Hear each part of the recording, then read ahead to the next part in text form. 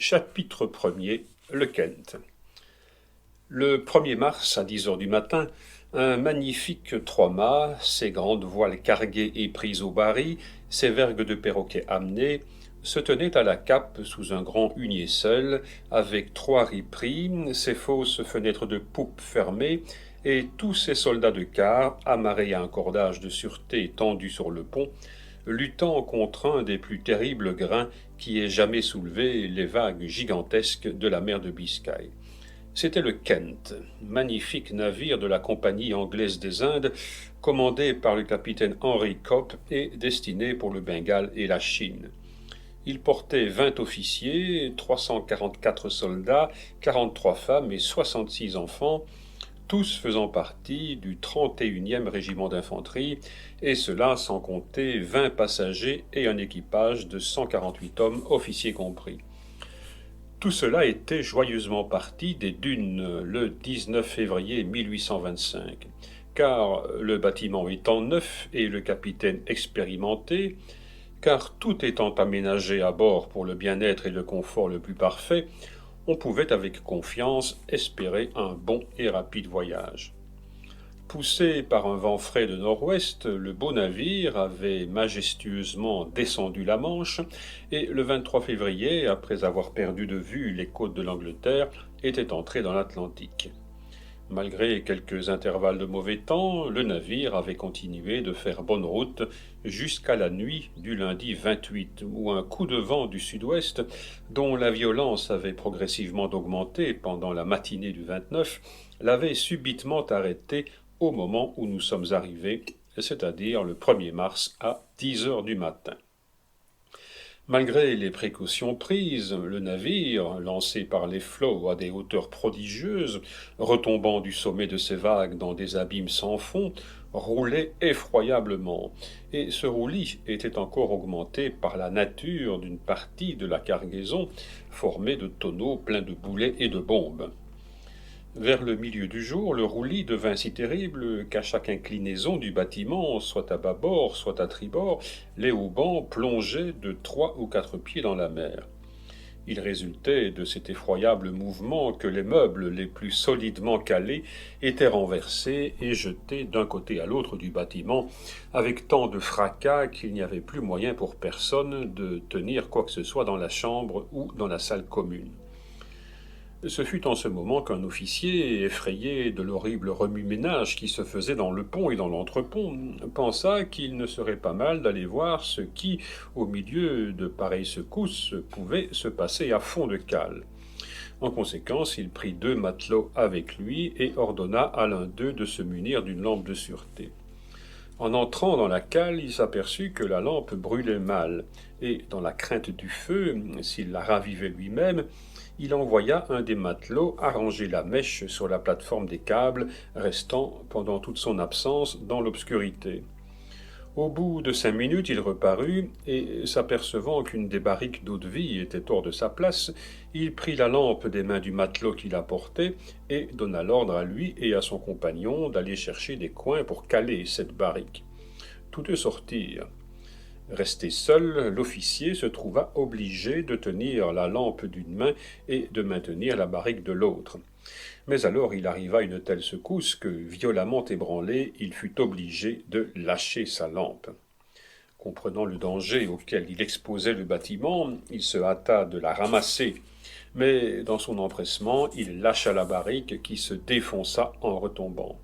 L'eau-de-vie se répandit aussitôt, et, en entrant en contact avec la flamme de la lampe, la lave ardente se répandit dans la cale comme un serpent de feu. Au lieu de donner l'alarme par un cri imprudent, l'officier eut la force de se contenir, et les 2 matelots étant revenus, il fit à l'instant même prévenir par l'un d'eux le capitaine de ce qui se passait, et avec l'autre essaya de porter les premiers secours du feu. Le capitaine accourut, donna ses ordres, et l'on commença d'essayer à comprimer le feu au moyen des pompes que l'on fit jouer, des seaux d'eau que l'on versa et de toiles de hamac mouillées dont on encombra la cale au vin. L'officier qui a laissé le récit le plus détaillé de cette catastrophe, le major MacGregor, homme à la fois plein de courage et de croyances saintes, était en ce moment occupé à observer les baromètres suspendus dans la chambre du conseil, lorsque l'officier de quart, M. Spence, s'approcha de lui et lui dit tout bas « Le feu est dans la cale au vin, allez-y voir, major ». Et M. Spence se mit à se promener de long en large et à maintenir l'ordre sur le pont avec autant de calme que l'agitation furieuse de la mer le lui permettait. Le major MacGregor doutait encore. Il courut à l'écoutille dont la fumée commençait à s'échapper et trouva le capitaine Copp et les officiers donnant dans le plus grand calme des ordres exécutés avec un calme presque égal par les matelots et par les soldats. Le capitaine Copp l'aperçut. « Ah, c'est vous, major, dit-il. Oui, mon commandant. Puis-je vous être bon à quelque chose? Prévenez vos officiers et veillez à ce que le trouble ne se mette point parmi les soldats. » Est-ce aussi grave qu'on le dit, commandant demanda le major. Dame, voyez, dit le capitaine en lui montrant la fumée qui sortait par l'écoutille. Le major fit des lèvres un mouvement qui signifiait que la chose était grave et se mit en quête du lieutenant-colonel Firon. Le major MacGregor s'informa et apprit que le colonel Firon était chez lui avec quelques-unes des femmes des officiers qui, tremblantes devant cette tempête effroyable et ne soupçonnant pas un autre danger en face d'un danger si grand, s'étaient réunies chez lui. Il frappa à la porte avec l'intention de prendre à part le lieutenant-colonel et de lui annoncer le nouveau péril qui menaçait le bâtiment. Mais malgré cette précaution, le visage du major portait à ce qu'il paraît une telle empreinte de terreur que les femmes se levèrent spontanément et demandèrent si la tempête devenait plus sérieuse. Mais en souriant, le major leur donna sa parole que de ce côté, elles n'avaient rien à craindre, et la parole du major les rassura. Le colonel Firon sortit pour s'emparer de l'esprit de son régiment et le major pour retourner sur le théâtre de l'incendie. Les choses avaient fort empiré pendant son absence. À la légère flamme bleue de l'eau-de-vie, qui laissait croire encore à la possibilité de se rendre maître du sinistre, avait succédé une énorme fumée qui, en tourbillon, sortait par les 4 écoutilles et qui roulait en torrent d'un bout à l'autre du vaisseau. En même temps, une forte odeur de goudron se répandait sur le pont. Le major s'informa de ce changement au capitaine Copp, qui lui répondit « La flamme a gagné de la cale au vin la soute au cordage. »« Alors nous sommes perdus, fit le major. »« Oui, répondit simplement le capitaine. » Puis, en même temps, d'une voix forte et qui indiquait l'imminence du danger, le capitaine Copp cria « Pratiquez des voies d'eau dans le premier ou le second pont, déblayez les écoutilles, ouvrez les sabords de la batterie basse afin que la mer entre de tous côtés. » On s'empressa d'obéir. Mais déjà quelques soldats, une femme et plusieurs enfants avaient péri après des efforts inutiles pour gagner le pont supérieur. En descendant vers la batterie basse avec le colonel Firon et le capitaine Bray, et 2 ou 3 officiers du 31e qui voulaient ouvrir les sabords, ceux-ci rencontrèrent un des contremaîtres, chancelant, prêt à tomber, épuisé, perdant connaissance. Il venait de heurter du pied les cadavres de plusieurs personnes suffoquées par la fumée dont il avait lui-même failli être victime. En effet, cette fumée était si âcre et si épaisse qu'en entrant dans l'entrepont, ils se sentirent saisis par elle, et qu'à peine purent-ils y rester le temps nécessaire pour exécuter les ordres du capitaine Cobb. Ils y arrivèrent cependant, et aussitôt la mer se précipita furieuse dans les voies qui lui étaient ouvertes, brisant les cloisons et dispersant comme des bouchons de liège les caisses les plus lourdes et les mieux amarrées. C'était un spectacle terrible, et que cependant les spectateurs regardaient avec une certaine joie, car ils se flattaient de trouver leur salut dans cette ressource violente. Plongés dans l'eau jusqu'aux genoux, les officiers s'encourageaient mutuellement avec cette voix âpre et stridente qui montre clairement que celui-là même qui crie aux autres « espérez » n'espère plus. Et cependant, cette quantité immense d'eau qui se précipitait dans la cale parvint à arrêter, non pas l'incendie, mais son accroissante fureur. Seulement, au fur et à mesure que le danger de sauter en l'air diminuait, celui de sombrer augmentait. Le vaisseau s'était visiblement alourdi et enfoncé de plusieurs pieds. On n'avait que le choix de la mort, on préféra celle qui offrait un sursis. Les officiers se précipitèrent contre les sabords, qu'ils refermèrent à grand-peine. Après quoi l'on boucha les écoutilles afin d'exclure l'air extérieur des profondeurs du vaisseau, et l'on attendit, car on savait avoir maintenant 1 heure ou 2 devant soi. Alors les officiers, qui venaient de noyer le bâtiment, remontés sur le pont, jetèrent les yeux autour d'eux et commencèrent à distinguer, dans son ensemble d'abord, puis ensuite à suivre dans ses détails, une scène terrible et sublime à la fois. Le pont supérieur était couvert de 600 ou 700 créatures humaines, marins, soldats, passagers, hommes, femmes, enfants. Quelques femmes, retenues dans leur lit par le mal de mer, s'étaient élancées hors de leur cadre quand elles avaient connu le terrible danger dont elles étaient menacées. Et, pareil à des fantômes, au milieu de cette nuit blafarde, à la lueur des éclairs, au roulement de la foudre, erraient sur le pont, appelant l'une son père, l'autre son frère, l'autre son mari. Par un instinct naturel, ces 700 personnes, au lieu de se serrer les unes contre les autres, s'étaient divisées par groupes, les forts avec les forts, les faibles avec les faibles. Ces groupes permettaient que l'on circulât sur le pont dans les intervalles qu'ils avaient formés. Quelques-uns des marins et des soldats les plus fermes de cœur, ceux-là formaient le groupe le moins nombreux, avaient été se placer directement au-dessus de la Sainte-Barbe afin d'être emportés les premiers et que l'explosion au centre de laquelle ils devaient se trouver terminât immédiatement leur souffrance. Parmi ces groupes, les uns attendaient leur sort avec une résignation silencieuse ou une insensibilité stupide. D'autres se tordaient les bras, poussaient des cris sans parole et se livraient à toutes les frénésies du désespoir. D'autres imploraient à genoux et avec d'abondantes larmes la miséricorde du Très-Haut. Plusieurs femmes et des enfants de soldats étaient venus chercher un refuge dans la chambre des ponts supérieurs et priaient avec les femmes des officiers et des passagers. Parmi ces femmes, quelques-unes, douées d'un calme sublime, semblaient des anges envoyés par le Seigneur pour préparer à la mort la créature mortelle à laquelle Dieu a toujours le droit de reprendre la vie s'il lui a donné. Au milieu de tout cela, quelques pauvres enfants ignorant le danger et les yeux fixes, ou jouaient dans leur lit, ou faisaient des questions qui prouvaient que le Seigneur écartait de leur angélique innocence jusqu'à l'apparence du danger. Mais il n'en était point ainsi des autres. Un jeune passager s'approcha du major MacGregor.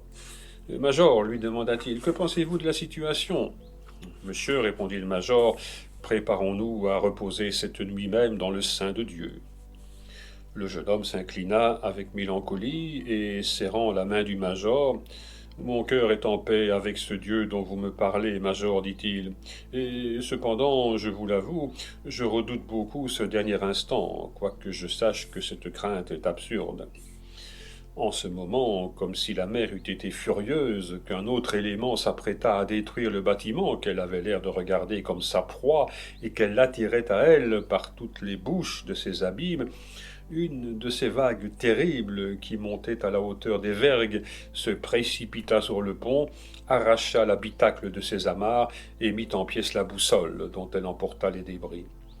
Le coup avait été terrible. Un morne silence l'avait suivi, et chacun regardait avec terreur autour de lui s'il ne manquait pas quelque être bien-aimé emporté par ce terrible coup de mer, quand, au milieu de ce silence, la voix d'un jeune contremaître s'éleva, pleine d'angoisse, et cria « Capitaine, le Kent n'a plus de boussole !» Un long frémissement suivit ces paroles, car chacun sait ce que c'est qu'un navire perdu et errant au hasard sur l'océan. Aussi, à ces mots, un jeune officier, qui jusque-là n'avait point paru désespéré, prit d'un air sombre une boucle de cheveux blonds dans son nécessaire et le plaça sur son cœur. Un autre prit du papier et écrivit à son père quelques lignes qu'il introduisit dans une bouteille, espérant que la bouteille, recueillie par quelque âme charitable, serait envoyée à son père avec ce qu'elle contenait, et qu'ainsi, par la certitude de sa mort, il épargnerait au vieillard de longues années d'incertitude et d'anxiété. Au moment où ce jeune officier s'avançait vers le bastingage pour jeter cette bouteille à la mer, un des seconds, M. Thompson, eut l'idée de faire monter un matelot au petit mât de une, dans l'espérance de découvrir quelque bâtiment en vue et que ce bâtiment pût secourir le Kent. C'était une dernière chance, bien faible, il est vrai, et cependant à laquelle tous les cœurs se rattachaient. On attendit donc avec une inexprimable angoisse. Le matelot parcourut des yeux tout le cercle de l'horizon. Tout à coup, agitant son chapeau, « Une voile sous le vent !» cria-t-il. 3 hurrahs de joie s'élancèrent du pont. À l'instant, on hissa les pavillons de détresse. On tira le canon de minute en minute et l'on dirigea la manœuvre de manière à arriver sur le navire qui était en vue, naviguant sous la misaine et les 3 huniers. Chapitre 2. La Cambria. Pendant 10 ou 15 minutes, tous les yeux furent fixés sur le bâtiment en vue, que l'on sut plus tard être la Cambria, petit brick de 200 tonneaux, faisant voile pour la Vera Cruz sous le commandement du capitaine Cook et ayant à bord 20 à 30 mineurs des Cornouailles et d'autres employés de la compagnie anglo-mexicaine. L'angoisse était grande, car on cherchait à s'assurer si de son côté il voyait ou ne voyait pas le Kent. Ces 10 minutes furent un siècle. On n'avait point d'espoir que le bruit des canons eût été entendu. Ce bruit se perdait dans les clameurs de la tempête et dans les rugissements de la mer. Mais il pouvait bien certainement voir la fumée qui enveloppait le bâtiment de son nuage sombre et qui, pareil à une trombe, bondissait à la surface de la mer. Après quelques minutes d'angoisse, on vit le brick hisser pavillon anglais et mettre toutes les voiles dehors pour venir au secours du Kent. Ce fut une joie universelle. Cette lueur de salut qui succédait à l'obscurité de la mort illumina tous les cœurs. Et cependant, en calculant l'espace qui restait à parcourir, la petitesse du bâtiment qui venait au secours du Kent, l'état effroyable de la mer, il y avait 80 chances sur 100 que le bâtiment sautât, que celui qui était en vue pût en recueillir à peine la 10e partie, et enfin que le transbordement fût impossible.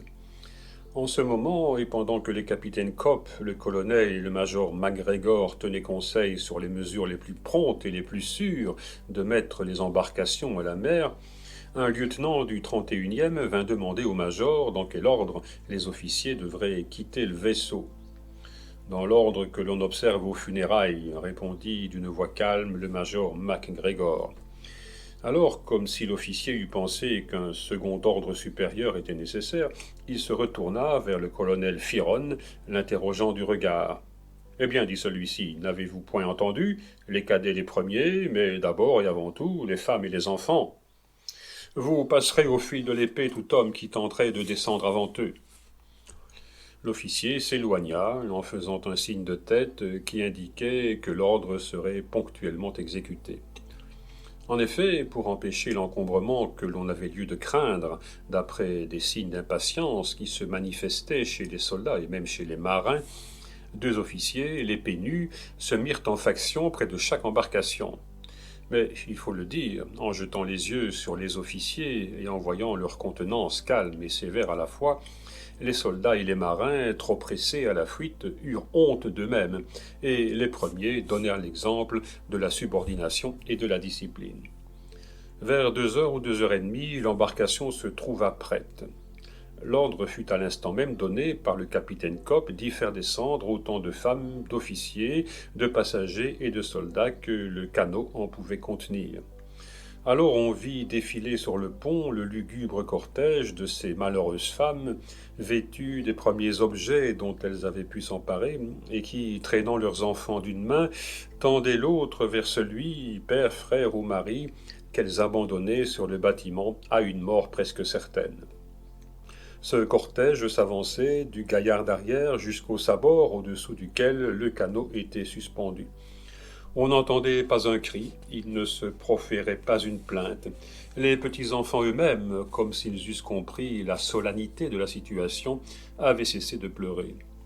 2 ou 3 femmes seulement demandèrent en grâce de ne pas s'embarquer seules et à rester près de leur mari. Mais la voix du major ou du colonel répondait « Marchez !» et la malheureuse reprenait son rang, silencieuse et obéissante. Et quand on leur eut bien dit que chaque minute de retard apporté à l'embarquement pouvait être la perte de tout ce qui restait à bord, alors, sans plus rien demander, même cette sombre grâce de mourir avec leur mari, elles s'arrachèrent aux embrassements, et avec cette force d'âme qu'on ne trouve que chez elles, elles allèrent s'entasser sans un seul murmure dans le canot qui descendit aussitôt à la mer. Les plus croyants dans la miséricorde divine n'espéraient pas, tant la mer était grosse, que le canot pût tenir 5 minutes. Les matelots, placés dans les haubans, crièrent même 2 fois que le canot faisait eau. Mais le major MacGregor étendit la main et d'une voix forte s'écria « Celui qui a fait marcher l'apôtre sur les vagues saura bien soutenir nos femmes et nos enfants dans le flot. Lâchez tout !» Le major MacGregor avait sa femme et son fils dans le canot. Mais ce n'était point assez que de donner l'ordre, il fallait l'exécuter. En effet, voici comment l'embarquement devait se faire. Ne voulant négliger aucune précaution, le capitaine Cope avait aposté à chaque extrémité du canot un homme armé d'une hache, afin de couper à l'instant même les palans si l'on éprouvait la moindre peine à les décrocher. Or, la difficulté d'une pareille opération sur une mer furieuse et avec une chaloupe surchargée ne peut être comprise que par un marin. En effet, après que les hommes chargés de ce travail difficile eurent 2 fois essayé de déposer doucement la chaloupe sur la vague, l'ordre fut donné de défaire les crochets. Le palan de poupe ne présenta aucune difficulté et fut dégagé à l'instant, mais au contraire, les cordages de la proue s'embrouillèrent et l'homme placé à son poste ne put exécuter l'ordre donné. En vain eut-on recours à la hache, la corde n'était point tendue, la hache ne mordit point. Mais comme il arrivait alors que, retenu seulement par une des extrémités, le canot suivait tous les mouvements et qu'en ce moment la vague le soulevait, il fut un moment où l'on dut croire que l'embarcation, suspendue verticalement par la proue, allait verser à la mer avec tout ce qu'elle contenait. Par miracle, en ce moment, une vague passa sous la poupe de la chaloupe et la souleva, comme si la main de Dieu eût fait contrepoids au mouvement du vaisseau. En ce moment, on parvint à décrocher le palan et la chaloupe se trouva lancée à la mer. Aussitôt on poussa au large, et ceux qui étaient restés sur le bâtiment, oubliant leur propre danger, s'élancèrent vers les bastingages pour voir quel sort attendait ceux qui venaient de les quitter. Alors on put distinguer la chaloupe luttant contre les vagues, s'élevant comme un point noir à leur sommet, puis se replongeant dans l'abîme pour disparaître encore et reparaître de nouveau. Ce spectacle était d'autant plus effrayant que la distance à parcourir du Kent à la Cambria était à peu près d'1 mille, la Cambria ayant mis en panne à cette distance afin d'échapper aux débris enflammés en cas d'explosion, et surtout pour se garantir du feu des canons qui, chargés à boulet, tiraient à mesure que la flamme les atteignait. Le succès ou l'insuccès de cette première tentative était donc la mesure des chances de salut ou de perte de l'avenir. Qu'on juge aussi de l'intérêt avec lequel les pères, les frères et les maris, mais encore ceux-là qui ne lui portaient qu'un intérêt tout égoïste, suivaient cette précieuse embarcation. Pour maintenir autant que possible le canot en équilibre, pour que les matelots puissent ramer sans trop de difficultés, on avait pêle-mêle sous les bancs entassé les enfants et les femmes. Seulement cette précaution, qui était de toute nécessité, les exposa à être noyés par l'écume qui, à chaque coup de mer, inondait le canot, et qui, se résolvant en eau, montait au fur et à mesure que l'on avançait, de manière que, lorsqu'on approcha la Cambria, les femmes avaient de l'eau jusqu'à la ceinture et étaient obligées de tenir leurs enfants élevés dans leurs bras. Enfin, au bout de 25 minutes, pendant lesquelles les malheureux demeurèrent entre la vie et la mort, la chaloupe accosta le brick. Du bâtiment en flammes, on pouvait voir le brick et la chaloupe, seulement on perdait les détails. La première créature humaine qui passa du canot sur le brick fut le fils du major MacGregor, âgé de 3 semaines, qui, enlevé des bras de sa mère par M. Thompson, 4e lieutenant du Kent et commandant l'embarcation, fut soulevé jusqu'à la hauteur des bras qui s'étendaient du brick pour le recevoir. Ainsi fut récompensée la sainte confiance du capitaine en Dieu. Puis il en fut fait ainsi de tous les enfants et de toutes les mères qui furent sauvées depuis le premier enfant jusqu'à la dernière mère. Les femmes sans enfants vinrent ensuite et passèrent à leur tour sans accident de la chaloupe sur le brick. Puis le canot reprit sa course vers le Kent avec les seuls matelots qui faisaient force de rame pour aller au secours de leurs compagnons. Quand tous ces hommes, marins, soldats, passagers, virent revenir les canots vides, lorsqu'ils eurent la certitude que leurs femmes et leurs enfants étaient arrivés sans accident, un instant ceux qui jouissaient du bonheur de savoir ces êtres bien-aimés en sûreté oublièrent la situation où ils étaient eux-mêmes, et, suspendus entre deux abîmes, rendirent grâce à Dieu. Mais au retour de ce premier voyage, les embarcations essayèrent inutilement d'accoster le Kent bord à bord. C'était chose impossible, à cause de la rage avec laquelle les vagues fouettaient le flanc du bâtiment.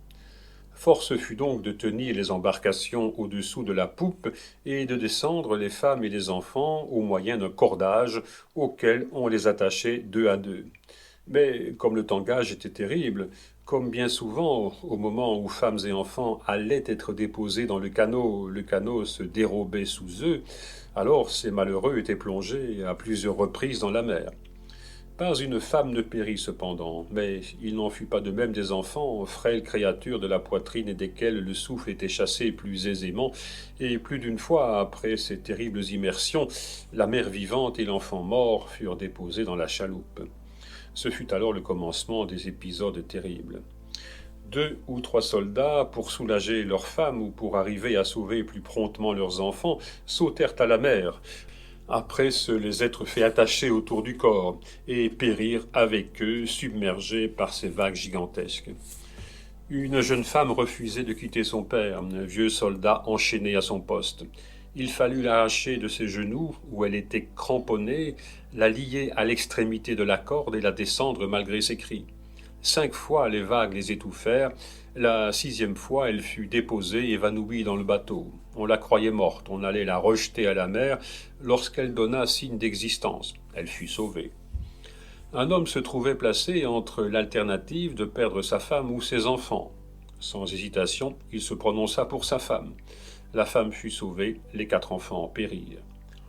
Un soldat, grand, fort excellent nageur, n'ayant ni femme ni enfant, se chargea de 3 enfants de ses camarades, se les fit attacher sur les épaules et, chargé de ce précieux fardeau, se jeta à la mort. Mais ce fut vainement qu'il essaya d'atteindre le canot. Alors ses compagnons, témoins de ses efforts inouïs, lui jetèrent une corde. Il la saisit et fut hissé à bord. Un matelot tomba dans l'écoutille et, comme s'il fût tombé dans le cratère d'un volcan, fut en quelques secondes dévoré par les flammes. Un autre eut l'épine du dos brisée, et cela si complètement qu'il tomba plié en deux et ne se releva point.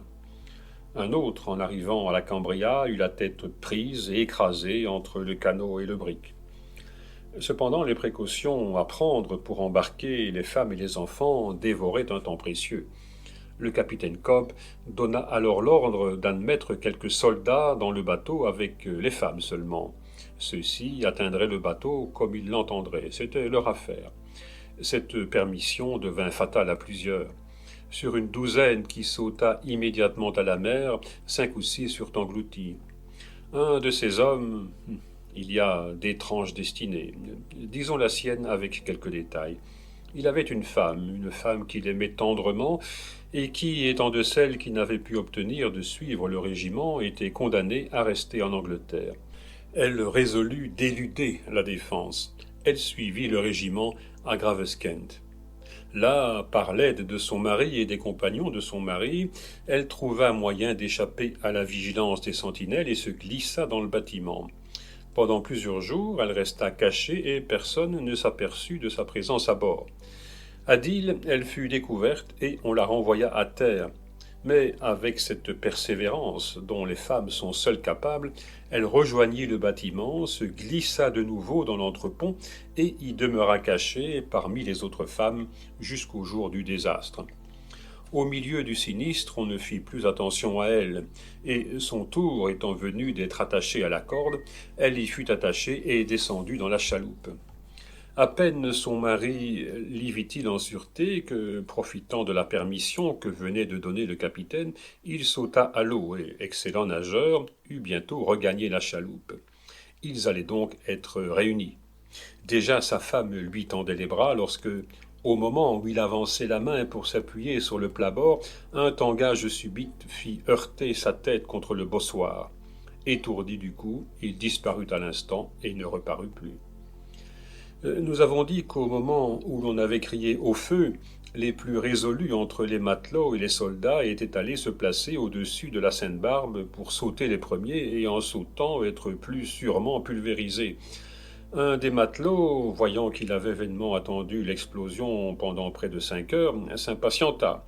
« Eh bien, dit-il, puisque le feu ne veut pas de moi, voyons ce qu'en dira l'eau. » Et sur ces paroles, il sauta à la mer, gagna le canot et fut sauvé. Et en effet, depuis 7 heures, le navire brûlait, sans que, par un miracle, la flamme eût encore atteint la Sainte-Barbe. Chapitre 3. Le major MacGregor. Tandis que le canot, autour duquel se groupaient tous les épisodes que nous avons dits et s'accomplissaient toutes les catastrophes que nous avons racontées, faisait un second voyage aux briques, tandis qu'en arrivant à bord, une femme de soldat accouchait d'une fille qui reçut le nom de Cambria et qui, selon toute probabilité, vit encore aujourd'hui, le jour tirait à sa fin, et le colonel Fearon et le capitaine Copp et le major MacGregor se montraient d'autant plus empressés à accomplir leur devoir en secourant par tous les moyens possibles les braves gens qu'ils s'étaient imposé l'obligation de sauver avant de penser un instant à se sauver eux-mêmes. À cet effet, et pour établir un moyen plus facile de quitter le bâtiment, le capitaine Copp ordonna de suspendre à l'extrémité du guy de brigantine, espèce de mât couché qui dépasse la poupe du bâtiment d'une quinzaine de pieds, un cordage le long duquel les hommes devaient se laisser glisser du bâtiment dans les embarcations. Mais par cette manœuvre on courait 2 dangers. Le premier, de ne pouvoir arriver sans vertige au bout du guy, que le mouvement de tangage élevait parfois jusqu'à 30 pieds au-dessus des flots. Le second, une fois suspendu à la corde, de manquer le canot et d'être plongé à la mer ou bien d'être brisé contre les plabords. Aussi, beaucoup de ceux qui, n'étant pas marins, n'avaient point l'habitude de grimper le long des manœuvres ou de courir sur les vergues, préféraient-ils se jeter à la mer par les fenêtres de poupe et essayer de gagner les canots à la nage. Mais cependant, comme malgré tous ces moyens de sauvetage, plus de la moitié des hommes étaient encore à bord, et qu'on ne pouvait savoir ce qu'il en resterait au moment où les flammes forceraient ces derniers à quitter le bâtiment, on commença de construire des radeaux avec des planches, des cages à poules et tous les matériaux que l'on put réunir. En même temps, chaque homme eut ordre de se mettre une corde autour du corps afin de s'amarrer au radeau si l'on était forcé d'y avoir recours. Au milieu de ces dangers et des souffrances dont ils étaient accompagnés, quand, à la crainte incessante d'être lancés dans l'espace et dans l'éternité, se joignaient les premières atteintes d'une soif intolérable, un soldat découvrit par hasard une caisse d'oranges et fit part de cette trouvaille à ses camarades. Alors tous, d'un commun accord, avec un respect et une affection auxquels, en pareille circonstance, on ne pouvait guère s'attendre, apportèrent, depuis la première jusqu'à la dernière, ces oranges à leurs officiers et refusèrent d'y toucher avant que chaque officier eût pris la sienne. Comme entre chaque départ et chaque retour des chaloupes il s'écoulait près de 3/4 d'heure, les officiers pouvaient, pendant cet intervalle, faire de bien précieuses observations. Nous allons donc, jusqu'à la fin de ce chapitre, pour mettre ces observations à notre tour sous les yeux du lecteur, emprunter notre récit à l'admirable, philosophique et précise relation du major MacGregor. Le temps ne me permet malheureusement pas de retracer ici les diverses pensées qui occupèrent mon esprit pendant cette terrible journée, ni les observations que je pus faire de ce qui se passait dans l'âme de mes compagnons d'infortune. Mais je crois devoir consigner ici un fait moral dont je conserve un souvenir parfaitement distinct. Il y avait un si grand nombre de personnes à bord que j'eusse cru trouver, dans cette quantité d'organisations différentes, des nuances de caractère et de force d'âme assez diverses pour faire, si je puis m'exprimer ainsi, une échelle décroissante, depuis l'héroïsme jusqu'au dernier degré de la faiblesse et de l'égarement. Je fus promptement détrompé. La situation mentale de mes compagnons de souffrance fut immédiatement séparée en deux catégories parfaitement distinctes, en deux couleurs fortement tranchées par une seule ligne qui, ainsi que j'eus l'occasion de le voir, n'était pas impossible à franchir. D'un côté étaient rangés les puissants de cœur, ceux-là dont l'âme était encore exaltée par la force de la situation. De l'autre, le groupe, incomparablement moins nombreux, de ceux chez qui le danger avait paralysé toute faculté d'agir et de penser, ou qui l'avait plongé dans le délire ou l'abattement. Ce fut avec un vif intérêt que j'observai les échanges de force et de faiblesse qui se firent entre ces deux groupes pendant les 10 ou 11 heures où je me trouvai à portée de les observer. Quelques hommes, par exemple, que leur agitation et leur faiblesse avaient rendu le matin l'objet de la pitié et même du mépris de tous, s'élevèrent, les premières heures passées, par quelque grand effort intérieur, jusqu'à l'héroïsme le plus sublime.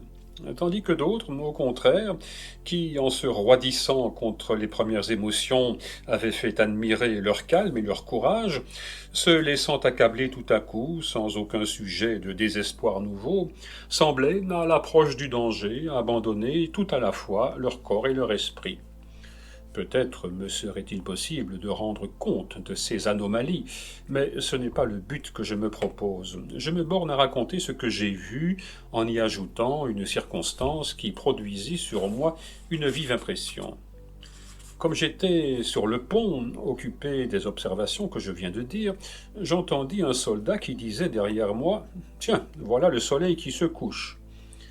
Cette parole, bien simple en toute autre circonstance, me fit tressaillir vivement, car il était évident que ce soleil qui se couchait, c'était mon dernier soleil. Je tournai les yeux vers l'Occident, et je n'oublierai jamais l'impression que me produisit cet astre à son déclin. Pénétré de cette conviction que l'océan dans lequel le soleil semblait se plonger serait cette nuit même mon tombeau, j'en arrivais peu à peu, en descendant pour ainsi dire dans ma pensée, à me représenter dans toute leur effroyable réalité les dernières souffrances de la vie et les conséquences de la mort.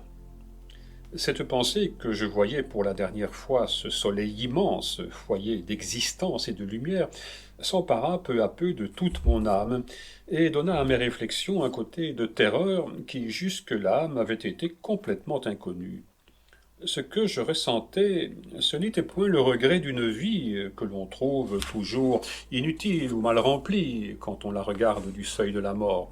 Non, c'était comme une prescience vague, comme une vue sans borne de l'éternité elle-même, abstraction faite de toute idée de misère ou de fidélité. Non, l'éternité telle qu'elle se présentait à moi dans ce moment, c'était le vide, une atmosphère sans horizon, sans soleil, sans nuit, sans peine, sans plaisir, sans repos, sans sommeil, quelque chose de terne et de glauque, comme le jour que l'homme qui se noie voit à travers la vague qui roule entre lui et le ciel. Cette pensée était 100 fois pire que celle qui m'eût présenté une éternité de flammes, car la mienne, à moi, telle que je la voyais, ce n'était ni la vie ni la mort, c'était une espèce de somnolence stupide qui tenait de l'une et de l'autre. Et en vérité, je ne sais jusqu'à quel sombre désespoir m'eût entraîné cette espèce de folie, si tout à coup je n'eusse fait un effort pour sortir de ce commencement de léthargie, et si je ne me fusse rattaché, comme on le fait dans les convulsions de la mort, à quelqu'une de ces douces promesses de l'Évangile qui peuvent seules donner du charme à une existence immortelle. La vue même de ce soleil, prêt à disparaître à l'horizon, ramena mon âme vers celui qui a tout créé, et au souvenir de ces adorables promesses, je me rappelai cette cité bienheureuse qui n'a besoin ni de la lumière, ni du soleil, ni de la lune, parce que c'est la gloire même de Dieu qui l'éclaire. Je laissai donc le soleil se perdre entièrement à l'horizon, et aussi calme que s'il ne s'agissait point pour moi de franchir ce pas terrible qui sépare la vie de l'éternité, je descendis dans la grande chambre pour y chercher quelque objet qui me garantît du froid, devenu plus intense encore depuis que le soleil avait disparu. Rien n'était triste et désolé au monde comme l'aspect de cette salle qui, le matin même, était encore le théâtre d'une conversation amicale et d'une douce gaieté. À l'heure où l'on était arrivé, elle était presque déserte. On n'y rencontrait que quelques malheureux qui, ayant cherché dans l'eau-de-vie où le vin l'oubli du danger, roulaient sur le plancher leur ivresse brutale, ou bien quelques misérables en quête de pillage, rôdant autour des secrétaires ou des armoires pour s'approprier un or ou des bijoux dont la jouissance était loin de leur être assurée. Les sofas, les commodes, ces meubles élégants qui font des bâtiments de transport anglais des modèles de confort et de bien-être, étaient brisés en mille morceaux et renversés sur le parquet. Au milieu de leurs pieds brisés, au milieu de leurs coussins épars, des oies, des poulets couraient et échappaient de leur cage, tandis qu'un cochon, qui avait trouvé moyen de sortir de son étable, situé sur le gaillard d'avant, s'était mis en possession d'un magnifique tapis de Turquie dont une des chambres était décorée. Ce spectacle, devenu plus triste encore par la vue de la fumée qui commençait à passer à travers les planches du parquet, me serra le cœur. Je m'empressai de prendre une couverture et je montai sur le pont, où je retrouvai, parmi le petit nombre d'officiers demeurés à bord, le capitaine Copp, le colonel Firon et les lieutenants Ruxton, Roots et Evans, qui dirigeaient, avec un zèle admirable, le départ de nos malheureux camarades, dont le nombre diminuait rapidement. En général, au reste, les hommes doués d'une véritable force d'âme ne montrèrent ni impatience de quitter le bâtiment, ni désir de rester en arrière. Les vieux soldats avaient trop de respect pour leurs officiers et trop de soin de leur propre réputation pour montrer de la hâte à partir les premiers. D'un autre côté, ils étaient trop sages et trop résolus pour hésiter un seul instant lorsqu'ils recevraient l'ordre de partir. Et cependant, comme cette scène terrible tirait à sa fin, quelques malheureux qui restaient encore à bord, loin de montrer de l'empressement à partir, témoignaient au contraire toute leur répugnance à employer le périlleux moyen de salut qui leur était offert. Le capitaine Copp fut donc forcé de renouveler, d'abord avec prière, puis ensuite avec menace, l'ordre de ne pas perdre un seul instant, et un des officiers du 31e, qui, se dévouant au salut de tous, avait exprimé l'intention de rester jusqu'à la fin et de ne quitter le bâtiment qu'un des derniers, fut contraint de déclarer, à la vue de cette hésitation, que, passé un tel délai qu'il indiqua à haute voix, il quitterait le bâtiment, abandonnant à ce qui pourrait leur arriver les cœurs faibles, dont l'hésitation compromettrait non seulement leur propre salut, mais encore le salut des autres. Au milieu de ces retards, 10 heures approchaient. Quelques hommes épouvantés par l'élévation du gui et l'agitation de la mer, rendue plus terrible encore au milieu des ténèbres, se refusaient absolument à se sauver par ce moyen, tandis que d'autres demandaient qu'on les descendît, chose impossible, à la manière des femmes et avec un cordage autour du corps. Tout à coup, on vint annoncer que le bâtiment, déjà enfoncé de 9 ou 10 pieds au-dessous de la flottaison, venait encore de baisser tout à coup de 2 pieds. Calculant d'ailleurs que les 2 embarcations qui attendaient sous la poupe, jointes à celles qu'à la lueur des flammes on voyait éparses sur la mer ou revenant du brick, étaient suffisamment grandes pour contenir tous ceux qui, en état d'être transportés, se trouvaient encore à bord du Kent, les 3 derniers officiers supérieurs du 31e régiment, au nombre desquels je me trouvais, songèrent sérieusement à faire retraite. Et maintenant, comme je ne saurais donner une idée de la situation des autres qu'en décrivant la mienne, je demande au lecteur la permission de l'entretenir quelques instants de moi et de lui raconter, avec quelques détails, la façon dont j'échappais. Mon histoire sera celle de quelques centaines d'individus qui m'avaient précédé sur l'étroit chemin où je vais m'aventurer à mon tour. Le guide brigantine d'un navire de la grandeur du Kent, qui dépasse la poupe de 15 à 17 pieds en ligne horizontale, se trouve en temps calme à 18 ou 20 pieds au-dessus de la surface de la mer. Mais au milieu d'une tempête, comme celle qui s'acharnait sur nous, la hauteur des vagues et la violence du tangage le levaient souvent jusqu'à 30 et 40 pieds. Il fallait donc, à la fois pour atteindre la corde flottante à l'extrémité du gui, comme une ligne au bout de son bâton, ramper le long de cet agrès arrondi et glissant, manœuvre qui, même pour des marins qui en avaient l'habitude, n'était point sans danger et qui exigeait de tout le monde, marin ou autre, une tête exempte de vertige, une main adroite et des muscles vigoureux. Ce voyage aérien avait, avant moi, déjà coûté la vie à bien des personnes. Les unes n'avaient pas voulu le risquer et s'étaient jetées tout d'abord à la mer. Aux autres, la tête avait tourné au tiers ou à la moitié du voyage et elles s'étaient laissées tomber dans le gouffre qui, béant au-dessous d'elles, les avait aussitôt englouties.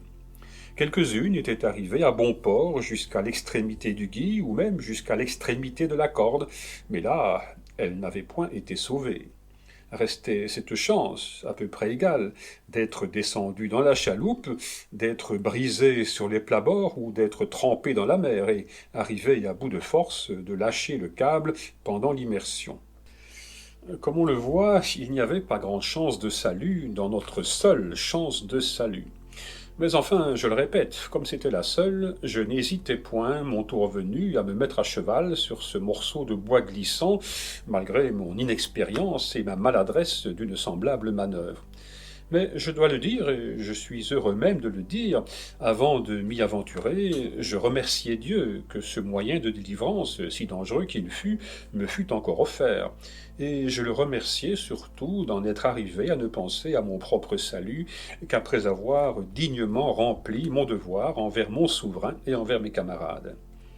Cette courte prière en action de grâce, envoyée au ciel, plutôt avec le cœur et les yeux qu'avec les lèvres, je me hasardai sur ma route aérienne et j'avançai du mieux que je pus. J'étais précédé par un jeune officier, aussi inexpérimenté que moi dans la manœuvre que nous accomplissions, lorsque, arrivés à la presque extrémité du gui, nous fûmes assaillis par un grain violent, mêlé de pluie, qui nous contraignit d'interrompre notre route et de nous cramponner à ce bâton. Un instant, nous crûmes qu'il nous fallait renoncer à tout espoir d'atteindre la corde. Mais, Dieu nous aidant, il en fut autrement. Après quelques minutes d'immobilité, mon compagnon se remit en chemin et atteignit le câble, s'y cramponna et fut recueilli dans le canot, mais non sans avoir été immergé 3 ou 4 fois. Son exemple me servit de leçon. Je calculai qu'au lieu de commencer à descendre quand le bateau était immédiatement au-dessous du câble, mieux valait au contraire risquer cette descente quand le bateau était à 25 ou 30 pas, attendu que dans ce mouvement de va-et-vient, c'était le seul moyen de me trouver au bout de la corde, juste au moment où la chaloupe de son côté se trouverait au-dessous de moi. Grâce à ce calcul, en effet, me laissant glisser le long du câble, je me serrai à la fois entre mes mains et entre mes genoux, et je fus le seul qui atteignit la chaloupe sans avoir été plongé dans la mer et sans avoir reçu de graves contusions. Le colonel Firon, qui me suivait, fut moins heureux. Après avoir été balancé en l'air pendant quelque temps et avoir plongé dans la mer à plusieurs reprises, après avoir été heurté contre le plat-bord du canot et même entraîné sous sa quille, il se trouva si épuisé qu'il lâcha la corde. Par bonheur, au même moment, un des hommes du canot l'aperçut, le saisit par les cheveux et le tira à bord presque sans connaissance. Quant au capitaine Cobb, il avait déclaré qu'il ne quitterait que le dernier le pont de son bâtiment. Aussi, comme s'il eût répondu de l'avis de tous ceux qui étaient sur le Kent depuis le premier jusqu'au dernier, refusa-t-il de gagner les embarcations avant d'avoir fait tout ce qui lui était possible, pour triompher de l'irrésolution de ce petit nombre d'hommes que la frayeur avait privés de leurs facultés. Toutes ces supplications furent inutiles. Cependant, comme il entendait déjà tous les canons, dont les palans étaient coupés par les flammes, tomber l'un après l'autre dans la cale et y faire explosion, il pensa qu'un dévouement plus long ne serait qu'un entêtement insensé. Et jetant un dernier regard sur son bâtiment, « Adieu, noble Kent, dit-il, adieu, mon vieux compagnon. Tu méritais une mort plus digne et plus belle, et j'eusse partagé ton sort avec joie, s'il nous eût fallu couler ensemble au milieu d'une victoire. Mais nous n'avons pas ce bonheur. Adieu, noble Kent. Hélas, hélas, était-ce donc ainsi que nous devions nous séparer ?» Et puis, après quelques secondes d'un douloureux silence, il saisit la balancine d'Artimon et, se laissant glisser le long de ce cordage par-dessus la tête des malheureux qui restaient immobiles, sans oser faire un pas ni en avant ni en arrière, il atteignit l'extrémité du gui, d'où, sans même se donner la peine de glisser le long de la corde, il se laissa tomber dans la mer et gagna le canot à la nage.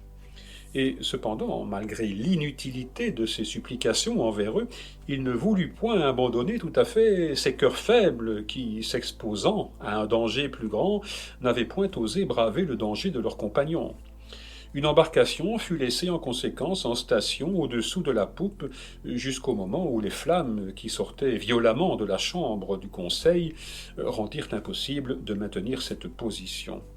Et néanmoins, lorsque, 1 heure après l'arrivée du capitaine Cope à la Cambria, l'embarcation, laissée en arrière, accosta à son tour, ramenant le seul soldat qu'il eût été possible de déterminer à fuir, le capitaine de la Cambria ne voulut point permettre aux matelots et aux lieutenants de monter à bord, qu'il n'eût reconnu que la chaloupe était montée par M. Thompson, jeune officier, qui avait fait preuve dans cette journée d'un zèle et d'un dévouement remarquables.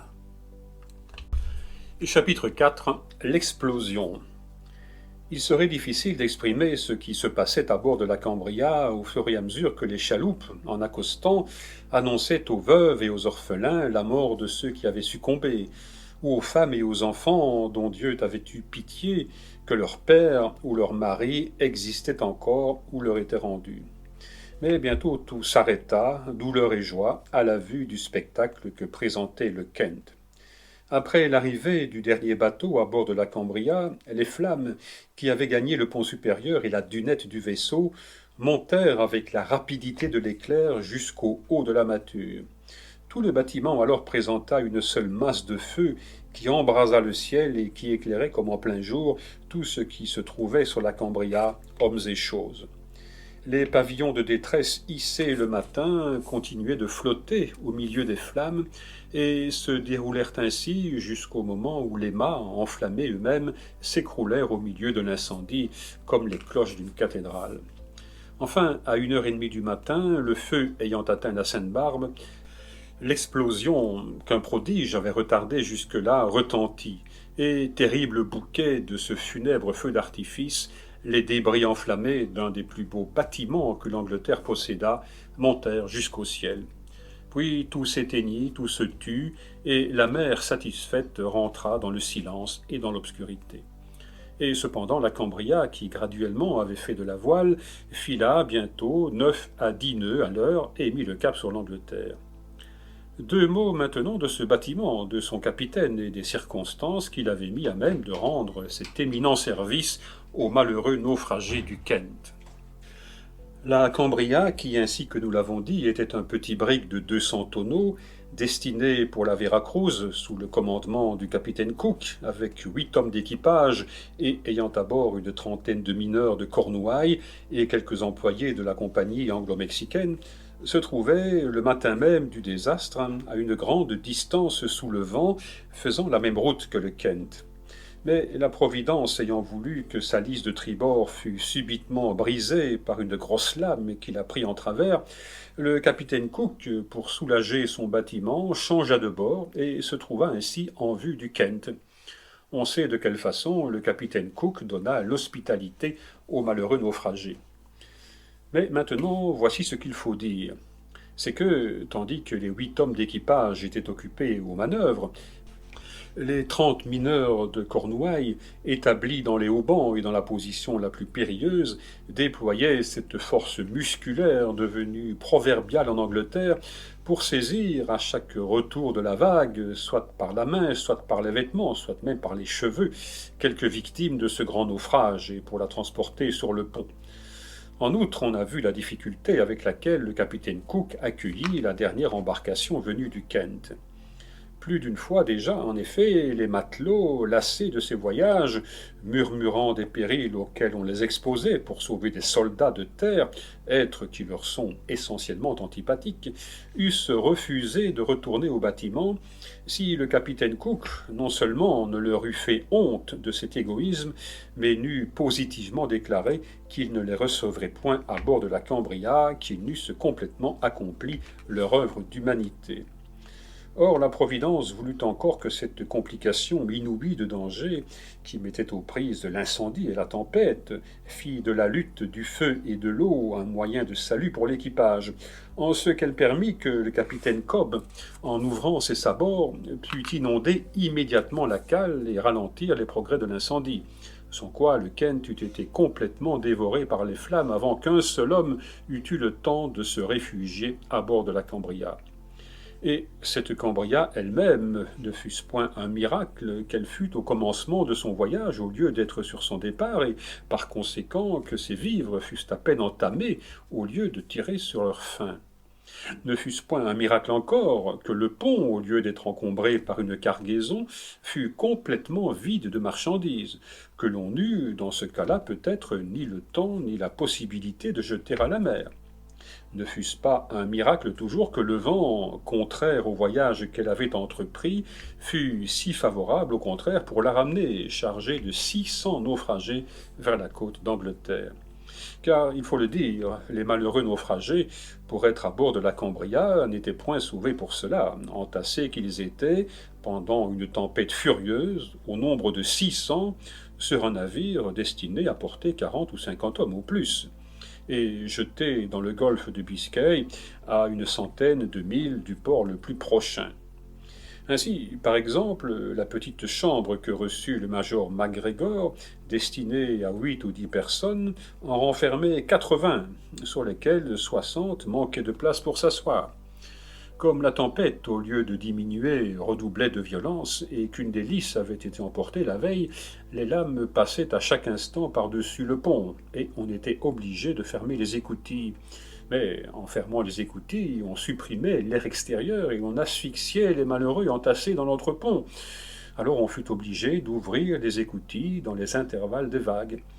Et en effet, les hommes étaient entassés dans l'entrepont à ce point que la chaleur produite par la vapeur de leur haleine fit craindre un instant qu'à son tour la Cambria ne fût en feu.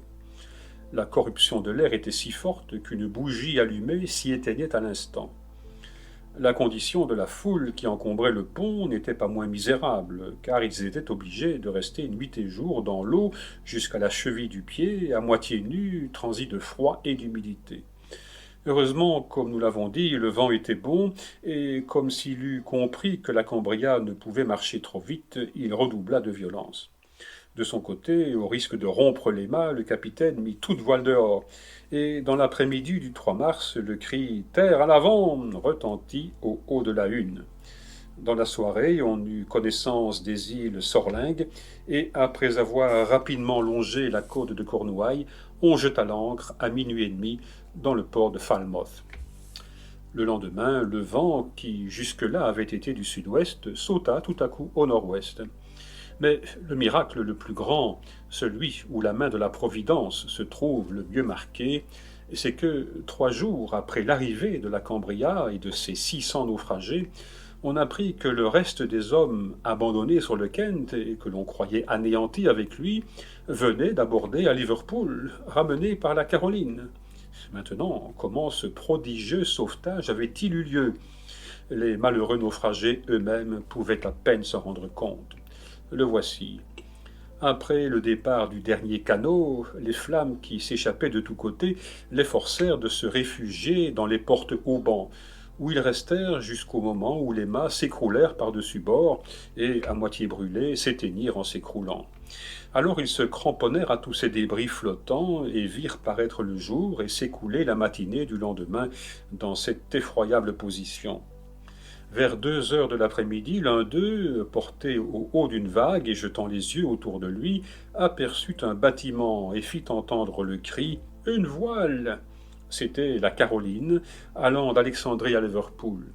Recueillis par le capitaine Bilbay, ils touchèrent, comme nous l'avons dit, les côtes d'Angleterre, 4 jours après leurs malheureux compagnons, qui les croyaient perdus. Dieu est grand.